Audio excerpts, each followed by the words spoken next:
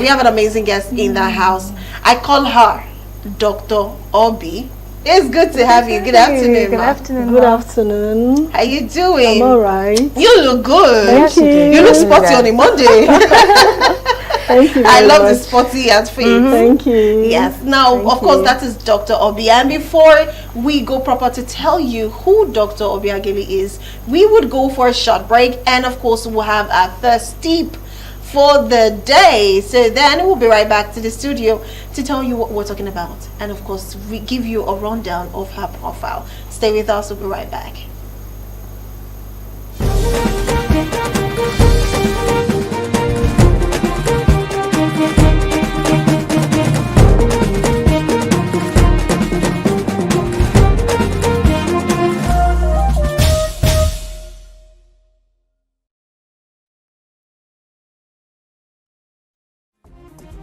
Healthy habits to prevent flu. There are actions you can take to protect yourself and others from flu and help stop the spread of germs. The single best way to reduce the risk of seasonal flu and its potentially serious complications is to get vaccinated each year. But preventive actions like avoiding people who are sick, covering your cough and washing your hands also can help stop the spread of germs and prevent respiratory illness like flu. This also can include taking steps for cleaner air and hygiene practices like cleaning frequently touched surfaces. These tips will help you learn about actions you can take to protect yourself and others from flu and help stop the spread of germs. Avoid close contact. Avoid close contact with people who are sick. When you are sick, keep your distance from others to protect them from getting sick too. Putting physical distance between yourself and others can help lower the risk of spreading a respiratory virus. Stay home when you're sick. Cover your mouth and nose. Cover your mouth and nose when coughing or sneezing. It may prevent those around you from getting sick. Influenza viruses are thought to spread mainly by droplets made when people with flu cough, sneeze, or talk. Wearing a mask is an additional prevention strategy that you can choose to do to further protect yourself and others. Masks can also protect wearers from breathing in infectious particles from people around them. Clean your hands. If soap and water are not available, use an alcohol-based hand rub. Avoid touching your eyes, nose, or mouth. Germs can be spread when a person touches something that is contaminated with germs and then touches his or her eyes, nose, or mouth. Take steps for cleaner air. You can improve air quality by bringing in fresh outside air, purifying indoor air, or gathering outdoors. Cleaner air can reduce the risk of exposure to viruses. Practice good hygiene and other healthy habits. Cleaning frequently touched surfaces. Also get plenty of sleep.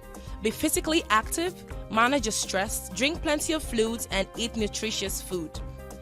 Preventing flu at work. Find about your employer's plans if an outbreak of flu or another illness occurs and whether flu vaccinations are offered on site. Routinely clean frequently touched objects and surfaces, including doorknobs, keyboards, and phones to help remove germs. Make sure your workplace has an adequate supply of tissues, soap, paper, towels, alcohol-based hand rubs, and disposal wipes. Train others on how to do your job so they can cover for you in case you or a family member gets sick and you have to stay home. If you begin to feel sick while at work, go home as soon as possible.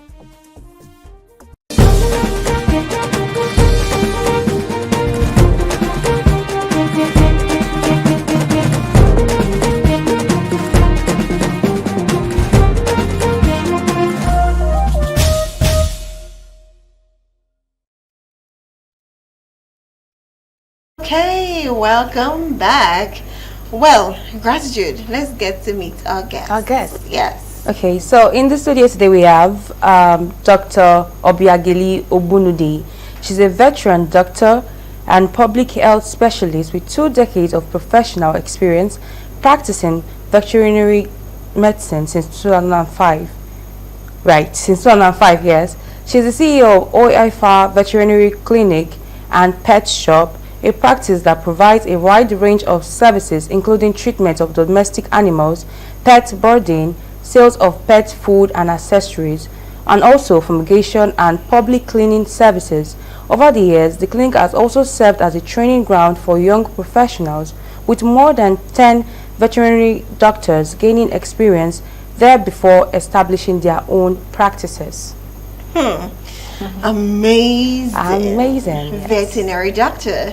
So first I want to ask, because it's well, in Nigeria, because we're not so very used to dogs as pets, so it's quite special. Let me use that word. It's quite special to meet someone who decides not to be a surgeon, not to be a neurologist, you know, anything, and you decide to be a veterinary doctor. So what was the drive? What did you see that made you say, okay, I want to do this? Well, I initially didn't want to study vet medicine. I wanted to study human medicine, you know, but I didn't get admission. So when I got my JAMB admission and all that, and I saw vet, I didn't know what vet medicine was. Oh, really? Actually, yeah. But the day I was at JAMB office, I was weeping because I didn't get to the admission for medicine. So one particular man, he was on black suit. He called me and was like, what's the problem? I said, see, these people gave me vet medicine. I don't know what vet medicine is. I cannot do vet medicine. He said, no, that should study vet medicine. That I will appreciate this discussion we just had. So I went to school, studied my vet medicine. I actually got married in school. Oh. Yeah, so I studied vet medicine for 7 years. Wow. Yeah. That's a long time. Graduated with my 3 children. Came out, went for my master's in public health. I have a master's in public health as well. Yeah. You know, initially I didn't want to practice because I had to take care of my family. You know, but along the line I was like, everybody cannot be selling clothes and shoes. At the same time. You know, so what I did, I attached myself to a vet hospital. Because prior to that, I had never practiced. I had never gone for IT because I was really not interested in being a vet doctor. So I had to attach myself, you know, and I saw what was going on there, you know, so I was now, you know, encouraged to start something on my own. Well, you said you were asking, you want to know why I decided to practice. Yes. Okay, so after doing the IT, you know, from my house, I realized that people kept calling me. You know, you don't usually see vet doctors around. Course, yes. You know, so while I was in the house, you know, taking care of my children, people kept calling for house call. What do they do about their dogs? People really didn't know much about animals, you know. So I realized that even from inside my house, I was making money. Wow. I could travel anywhere. I could do anything I wanted to do. So I was like, why not just open a clinic? Yeah, so I did that I did this house call I got a dog handler because to practice the vet medicine, you need a dog handler. True. Yes, to restrain the dog and all that. So I had one dog handler, I had my car, I had my toolbox in the trunk. So I did that for like 7 years. Yeah, that's what I tell young vets. You don't just come out and say you want to open a vet hospital. No, you end up messing up yourself, you know. So I had to do that, you know, for like 7 years. But within that 7 years, I could do anything I wanted to do. I traveled to America, I traveled to UK on my own. I go anywhere I want to go to. Even during the lockdown, I was working. You were working. So that's the good thing about vet medicine. We're not plenty. Like when I did my master's, I had in the class were like 80% human doctors. I was the only vet doctor. We had a few pharmacists doing that public health. And I saw these human doctors, most of them do like 2 jobs to meet up. I saw their cars, they went driving good cars. There's just a few that are able to afford good cars and then afford a big hospital, you know. So I'm like, you know, I'm doing okay. So there's money in vets. There is money in vets. Honestly, I should think about it. It's not easy, but the truth is that there is money in vets. We have so many things we do. We practice the profession as a clinics, you know. We do at the airport, we work at the airports, you know, clearing pets brought in motels. So when I opened my own practice now, to show you how busy we are, for like 5 years I couldn't go to the salon to do my hair. Whoa. I couldn't go to, because people call me like You were so busy. I was so busy, yes. I ended up carrying my hair natural for like 5 years. Wow. Yes, I had to lock the hair. Oh, okay. Yeah, even to fix my nails, you know. Yes. I mean, we are very busy because we are few, we're not plenty. So much. So I will encourage young ones. If you want to, like my children did the vet thing with me as well. They love pets. They love animals. They can handle dogs, you know. So I think I will encourage the younger ones, you know. You don't have to do human medicine. There are so many of them all over the whole place. Of course, so human many. medicine is good, yes, but look at all those other minor those ones that you see like that we have few of them. Yeah, people will call you wherever you are. The demand is there because the demand will be higher. I don't regret studying vet medicine. In fact, my daughter, my last child, she wants to study vet medicine. Nice. I don't regret it. And I thank God for that man I met at Jambo. I don't know who he is. Wherever he is, God bless him. I'm telling you, God bless him, because you are making money. For you to have even noticed that when you went for your masters, just in between the time, you noticed that even you as a vet doctor, you felt like maybe you'll be, I was like, what's the point? And you saw you're really and trust me, in as much as we're all about the lives of our pets and all of that, we still also have to be concerned about ourselves. Of course. And you're making your money, and so that's why I want to talk about public health now. Because you asked me that over here in Nigeria, people really don't appreciate pets. That is what people don't understand. The demand is there, but you don't know. We have like two classes of people that patronize us. We have the very wealthy people that have guard dogs. They spend so much on their dogs. And then we have the other younger ones, all these, Gen Zs that like pet dogs. They spend a lot on their pets too. You get? If I tell you how much they spend on their clothes and all that, you will not believe it. So, I mean, so I'd like to encourage younger ones to you don't have to go out saying you want to be a lawyer, you want to be a doctor. Look at all those. Everybody's always a lawyer, wherever you are, as long as you're hardworking, you get to wherever you want to. Very true. I totally agree. Thank you for that one and for pushing that out there to the younger ones. So now let's go a bit direct. Let's talk about rabies. Now, because I've seen a lot of situations, but before I start asking, I have two important questions.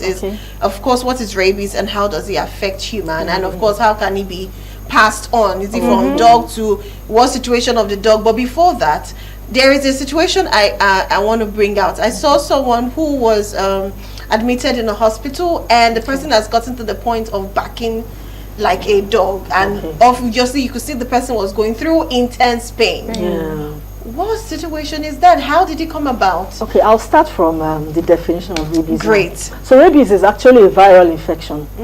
You know viruses, now they're in the air. It's actually a viral infection, and then it's transmitted through saliva of a rabid dog.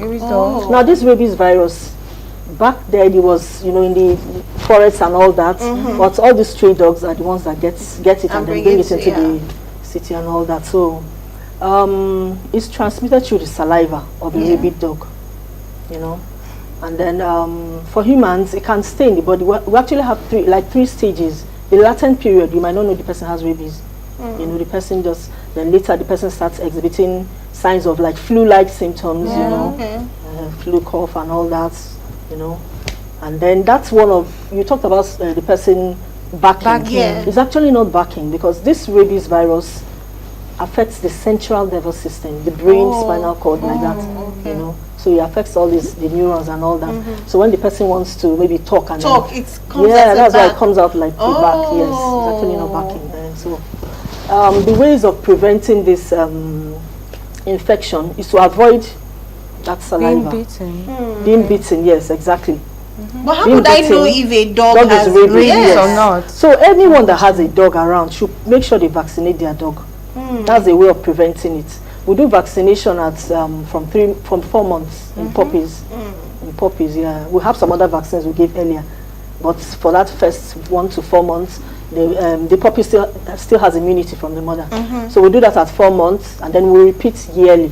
So it's advised that if you want to get a dog, look for a vet clinic and register your dog properly.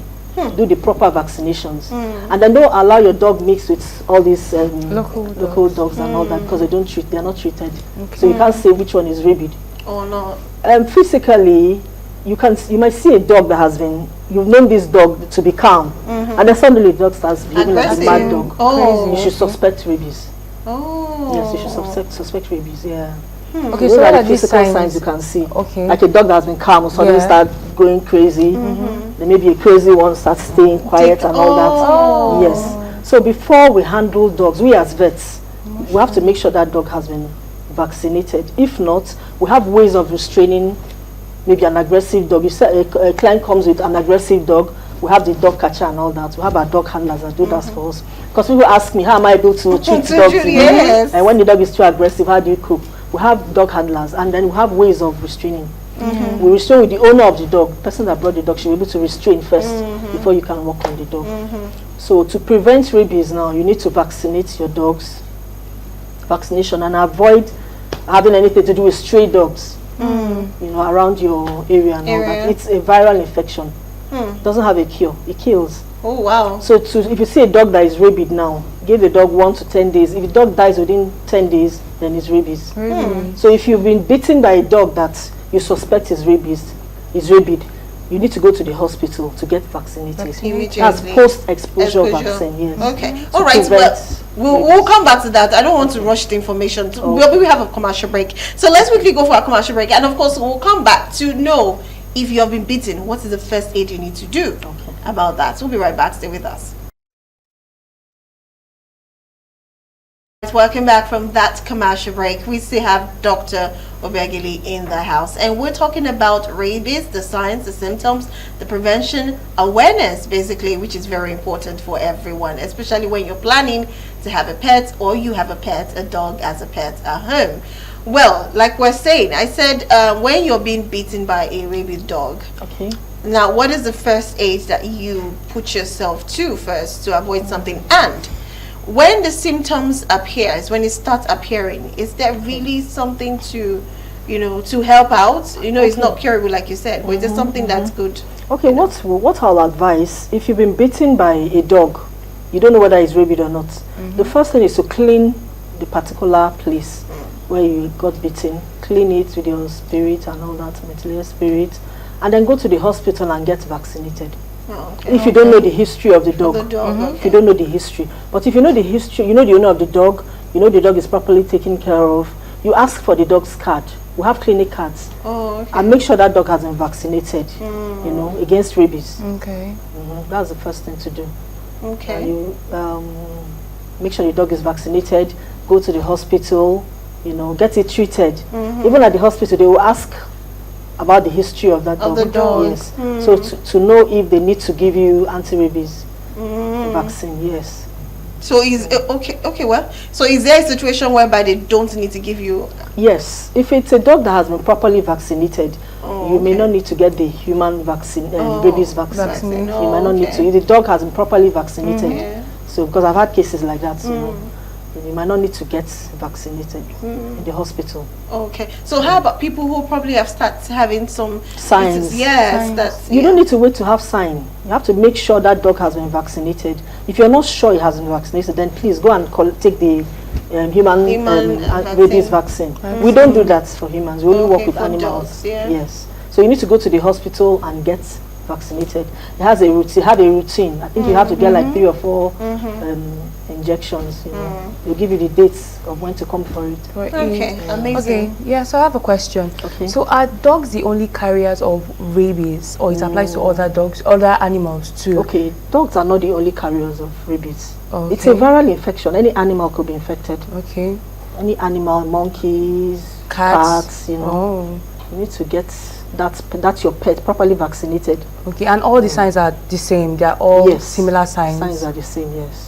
Central nervous system signs, you know, lethargy, you know, convulsions, seizures, and all that. Is it for the dogs or for the dogs? For the dogs. Yes. The signs are the same thing for the pets, animals in general. Oh wow! So, but the signs, are they the same signs that you also see in humans? Yes.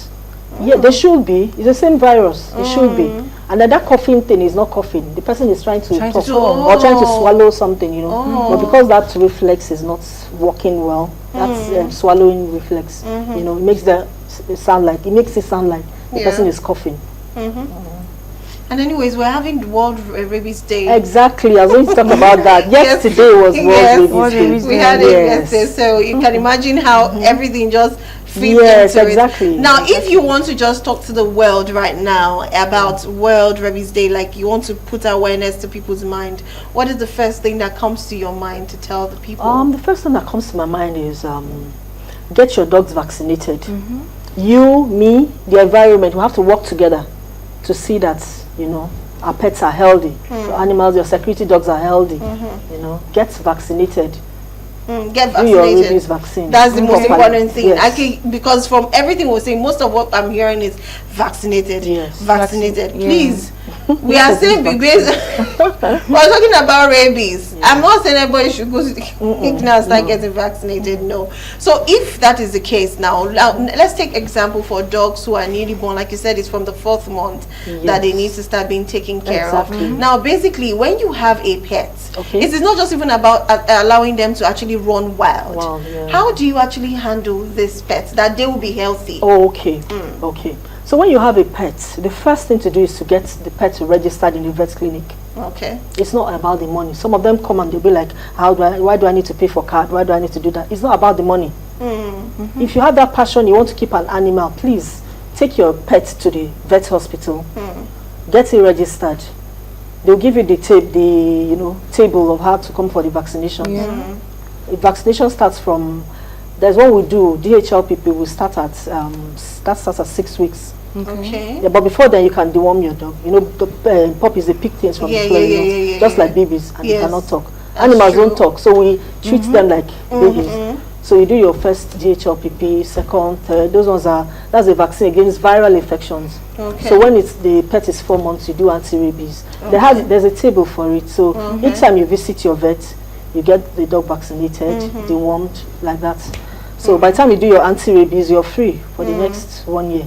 Okay. That becomes a yearly thing. vaccination. Yeah. Interesting. So as it is now, in my head, I'm like, okay, you're a veterinary doctor. Aside from treating dogs, what other spectacular thing do you do as a veterinary doctor? Okay, as a veterinary doctor, apart from treating pets, I have a pet store. We sell their food, we sell their food accessories and all that. Yeah, we have the pet store. We work in the abattoir. The abattoir, public One Health, human, animal, One Health. Yeah, we're trying to bring both together. Yeah, work in the abattoir. Do your meat. We do your meat inspection. Sometimes you go to the abattoir, you see meat. You might see some dots on it. You know the cow had TB or something. So yeah, we inspect, we cut. Most times those butchers don't like seeing the vets in their white coats. It's always a problem. So, yeah, but we have to do that. So we go to the abattoir to inspect your meat. That's meat inspection. Work at the airports, clear your dogs when you bring in your pets. What else? We do boarding too. We have boarding houses for dogs. Like when you want to travel, we keep your pets for you. Yeah, because the major thing about keeping pets is cleanliness. True. Potty training and all that. I've always had issues with having a pet dog. There was a time there was one, but my problem is the fur from the dog always here and there. And it's troubling for me. Yeah, it is. So some people are allergic to the fur. Yeah, how do I manage that? Several things could cause it. For a dog that is shedding hairs, the dog might need to be dewormed. The dog might have an infection that causes it to lose hair. Some naturally shed like that. So we have some kind of grooming equipment we use for them. We have some that are like gloves. You use it to clean the hair like every morning, to remove all the hairs, the ones that drop on the floor and all that. So they need to be properly groomed. Like if you have a pet dog, like Lassas and all that, we do the grooming as well. Clean up and all that. Dress them so they don't drop hair all over the house. So once your dog starts shedding like that, shedding so much, then you know there's something wrong with the dog. You need to take your dog to the vet. Okay, so yeah, I have something to say. So I know I asked the question before, but for the sake of those watching, I told you about a scenario that happened some years back when my cousin was bitten by a dog, and that dog was suspected to have gotten rabies. So people around the area were like, ma worry, shebi omo, let me just say it in English. Has a strong immune system. Strong immune system, this and that. So I want them to know the implications or the dangers of contacting the rabies virus. How very, very dangerous is it? And how do they need to be vaccinated immediately they are bitten? Because of the narrative out there, some of them have. Okay, you said your cousin was bitten. Sometimes you have some aggressive dogs that normally bite, They're aggressive, they bite and all that. That dog could be one of them. Okay. If he bites all the time. Some dogs are aggressive. Most times it depends on the training the dog got while growing up. Okay. No matter what breed the dog is. Once you do the proper training, like my dogs don't Like, dogs will not come out and bite you just like that. You get. You have to train them. We have trainers for that too. Oh, okay. So this one they are saying, "Ma, worry that nothing will happen." Don't take chances. Don't take chances. Make sure that dog has a proper, has been properly vaccinated. If not, go to the hospital, please, and take the vaccine. Don't take chances. It's a viral infection. There's nothing. It doesn't have a cure. It doesn't. It kills. So viral infections. Better to be safe. Most cases don't have cures. Anyways, we're still talking about rabies, but this time around I want to go a little bit into dogs and know exactly what to do when you see your dog doing like this, or why do they actually say this about dogs. So let's quickly go for our next tip for the day. We have a break and next tip, then we'll relax a little bit, then we'll come back to the studio and continue talking about dogs, pets and rabies. So we'll be right back. Stay with us.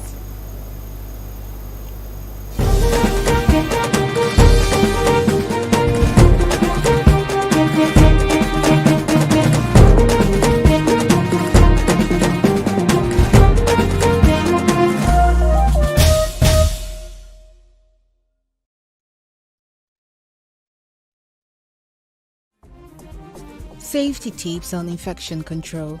Avoid close contact with people who are sick. If you are sick, limit contact with others as much as possible to keep from infecting them. Stay home from school or work to avoid close contact.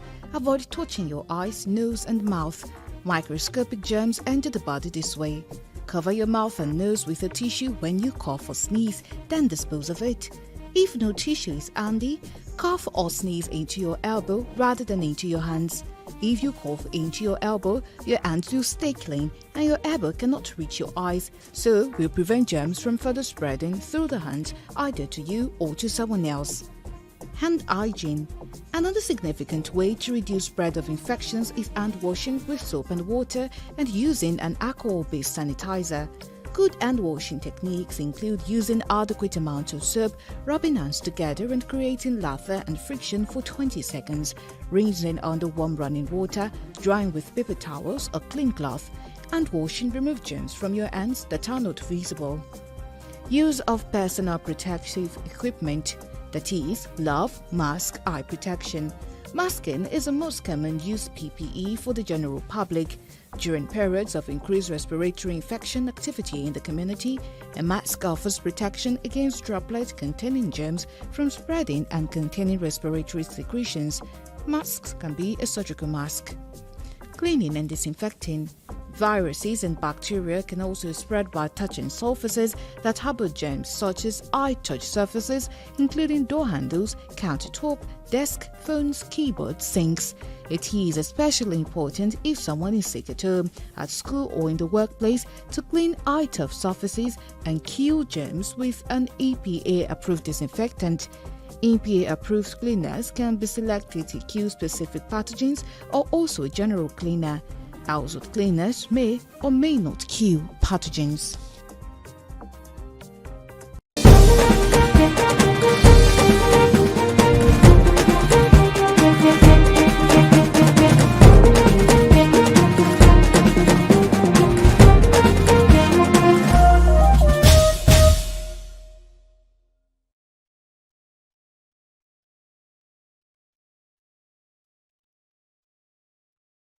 That's all right. Welcome back. Well, amazing tip right there. So let's go back to rabies, dogs and pets with Dr. Obiageli. So my question is, there's this thing they always say. It literally almost has nothing to do with my question, but my spirit is just saying, just say that one first before you ask the question. So as they say, the fattest dog eats the patient dog eats the fattest bone. But I heard you now saying butcher, which is definitely meat. So what is really the plan for dogs? Are they supposed to be eating bones or are they supposed to be eating flesh? I don't know. There's a confusion there. I don't understand. Okay, so we don't advise people to give their dogs bone. Why? Yeah, because your dog gets enough calcium from the food you give already.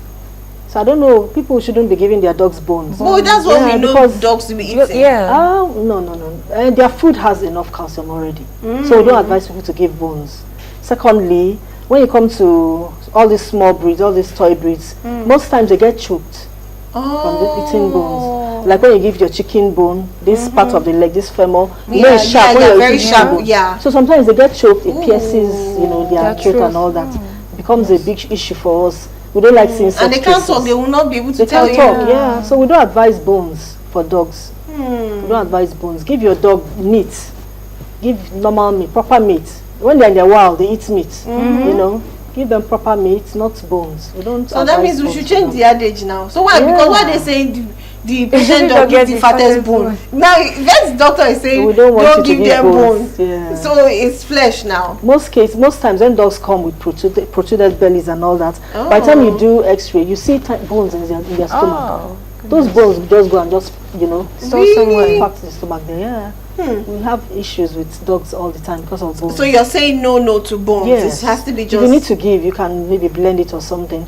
But the food, like the dog food, the proper dog food has enough calcium. Yes, enough calcium, enough vitamins and all that the dog needs. So So you what- don't need to give extra calcium unless that dog has an issue, maybe with the bones or something, old age and all that. Oh, okay. So what would you now say about people who complain that I never chop finish now I dog won't feed now my dog. I want feed dog because we know that dog food is very expensive, Exactly, right? exactly. So what would you say to people in Okay, that for people category? that feel like I never chop finish, you won't give my dog. Yeah. It depends on what you want to keep that dog for. If you For, cannot okay. afford to keep a dog, don't keep a dog. Don't keep it up. If you can't afford to take proper care of your dog, there's no point stressing yourself.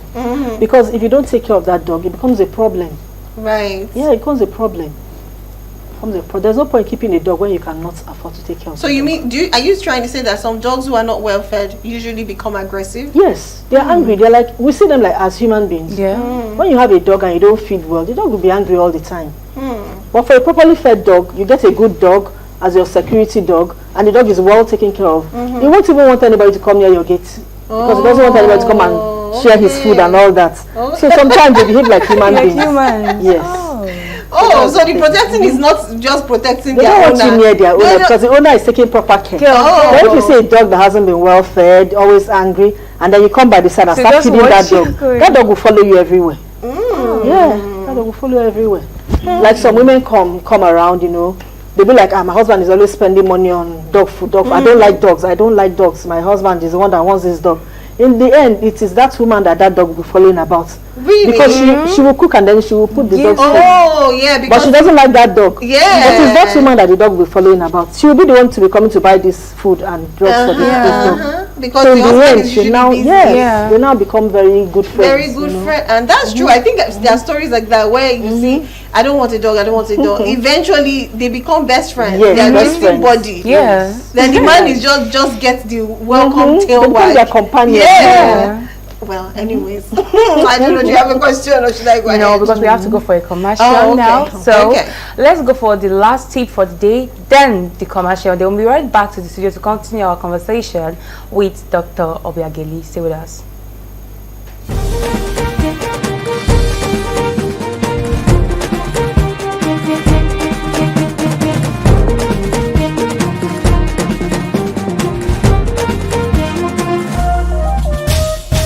Welcome back, you're still watching Women's Corner. So to continue our conversation with Dr. Obiageli, so I'm going to ask you a question, the last question actually, because time's already fast spent. So my question is, your treatment for, or the treatment for dogs, does it vary on the breed of dogs, or is just a general treatment for each of them? Okay, the treatment is actually general. Okay. It's actually general for any dog at all. It depends on the dosage. Oh. Like we work with the dog weight. Oh. Yeah, so the amount of drugs you use depends on the weight of the dog. The dog. Yeah. More Not like the the breed. BMI. Not the breed. Oh. Not the breed. Okay. Okay. Anyways, time is up. We would like to know your social media handles, and if people want to reach out to you, want to take care of their dogs, want to know more about dogs or pets, how did they reach your social media handles? And of course, your Okay, business I have a line. website, www.o-vets.com. Then I'm on Instagram as well with the same O-Hypha. My clinic is O-Hypha. Oh, I found. O-Hypha. O, my name, Obiageli. Yeah. Then Heifer, because they keep asking. Oh, okay. Heifer is a small calf, a growing calf. Oh, So when I started, that was why I thought sweet. of Yeah. calling that name. O-Heifer. Okay. A small calf. A on growing calf. Instagram. I'm on Instagram, on Facebook, same O Haifa. Oh, okay. Which other one again is there? Facebook, Instagram. Are you on Twitter, TikTok? I really don't have time for Twitter. Oh, I okay. really don't have time. But, maybe later. Later you do that. So the website, the Instagram, and Facebook is that. So how about your business line for people who want to reach to you? Okay. You can call it out. I call it out. Yeah. Okay, 080-371-38025. Great. Thank you very much. Now, for anyone who wants to reach, okay, you want us to repeat again? Okay, they said if she repeats the number Okay, the again. number 080-371-38025. Okay, thank you. Well, this is where we draw the curtain as usual.